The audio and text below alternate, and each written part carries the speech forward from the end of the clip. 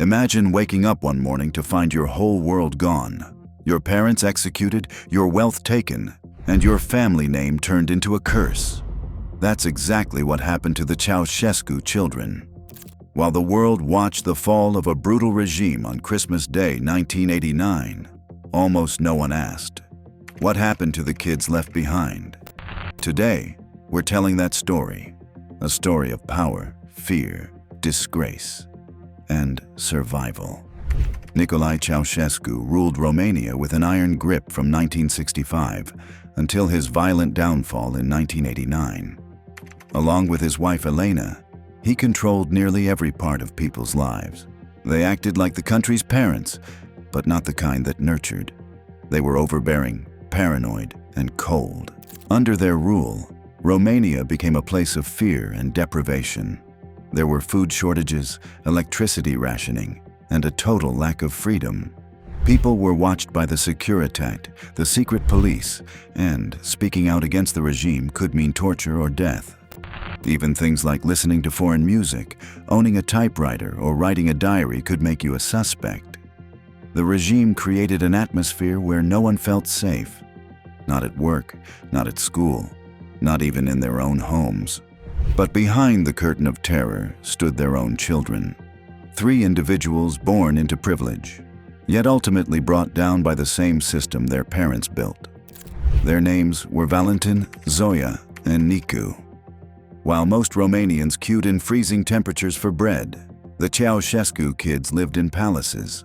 They had drivers, tutors, and trips abroad. Everything ordinary families could only dream of. But in December 1989, that golden world came crashing down. Protests began in the city of Timișoara and quickly escalated into a full-scale revolution.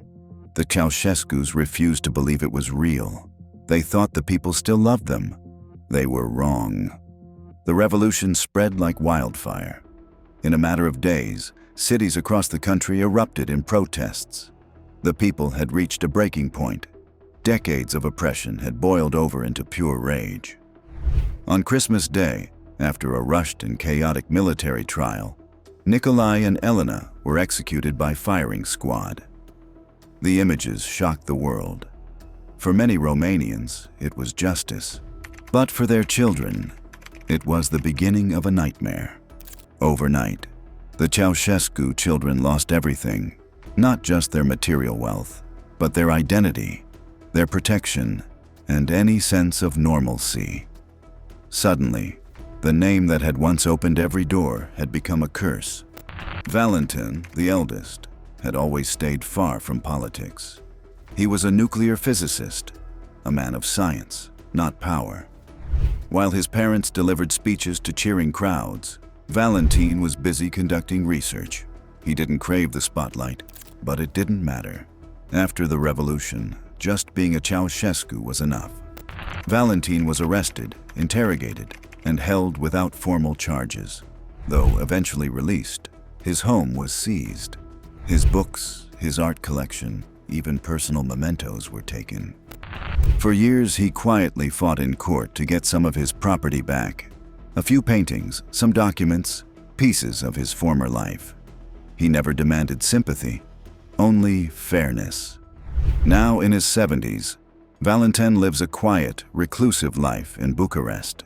He rarely speaks to the media. In one of the very few interviews he gave, he said, "I don't feel guilty, but I carry a name that others fear." It was a simple sentence, but it said everything. Zoia, the middle child, was different. She was brilliant, outspoken, and determined. With a PhD in mathematics, she had earned genuine respect in academic circles.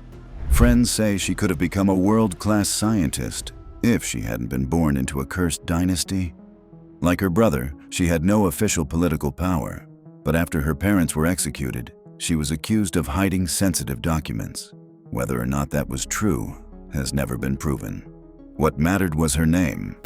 Zoia was placed under house arrest and stripped of her academic title. She lost her job, her reputation, and her future. She lived out her remaining years in poverty, often relying on friends for support. Those who knew her say she was deeply bitter, but never publicly angry. She never gave interviews, never wrote a book, never tried to tell her side. In 2006, she died of lung cancer at the age of 57. One professor who had worked with her said, "She was too intelligent to live quietly, but too famous to speak." Nicu, the youngest son, was the one who truly inherited the political machine. Unlike his siblings, Nicu had real power. He held leadership positions within the Communist Party and was seen as his father's heir. But with power came corruption. Nicu was notorious for his heavy drinking, his womanizing, and his violent temper. In the city of Sibiu, where he ruled, people whispered about his cruelty. There were rumors, some confirmed, others impossible to verify, of parties, violence, and abuse. He was known to be untouchable, protected by his family name, and feared by the people around him. When the revolution came, he didn't go quietly. He was captured, tried, and sentenced to 20 years in prison for corruption and abuse of power. But by then, his health was already deteriorating. Years of alcohol abuse had ruined his liver. Nicu was released early on medical grounds. He died in 1996 at just 45 years old. No grand funeral, no statues, no sympathy. His fall was dramatic, public, and final. From prince to prisoner, his downfall symbolized everything that had gone wrong under the regime. After the fall of the regime, all three children became pariahs. They weren't just former elites. They were the children of monsters, at least in the public imagination. Even neighbors turned their backs. Strangers yelled in the streets, old friends disappeared, and yet none of them fled Romania. That surprises many people, but maybe it shouldn't. Where would they have gone? Who would have taken them in? Or maybe they stayed out of pride, or because they still felt this was their country too. But staying came at a cost. They didn't just lose money, they lost identity. They were no longer respected or feared. They were ignored, erased. The Ceaușescu name was scrubbed from street signs and buildings. Statues were melted down, books were rewritten. Romania wanted to forget. And forgetting meant erasing everything connected to the past, even the children. So were they guilty? Nicu, without a doubt. He held power and he abused it. But Zoia and Valentin, that's harder to say. They never made speeches, never signed laws, never sent anyone to prison. Still, many blamed them anyway.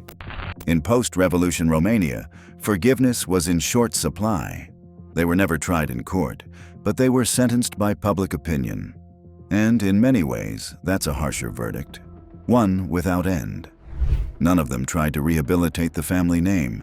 There were no memoirs, no documentaries, no tearful confessions. They didn't speak.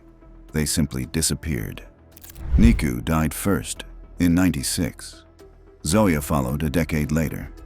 Only Valentin remains, living quietly in the shadows.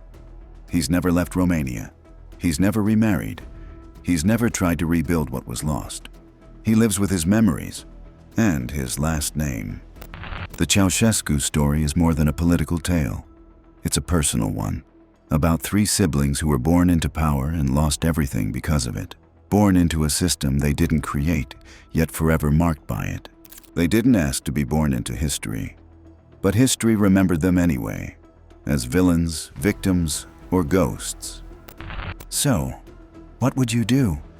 If your parents were the most hated people in the country, would you hide, speak out, try to make it right? Let me know in the comments. And if this story moved you, don't forget to like, share, and subscribe for more powerful stories history almost forgot.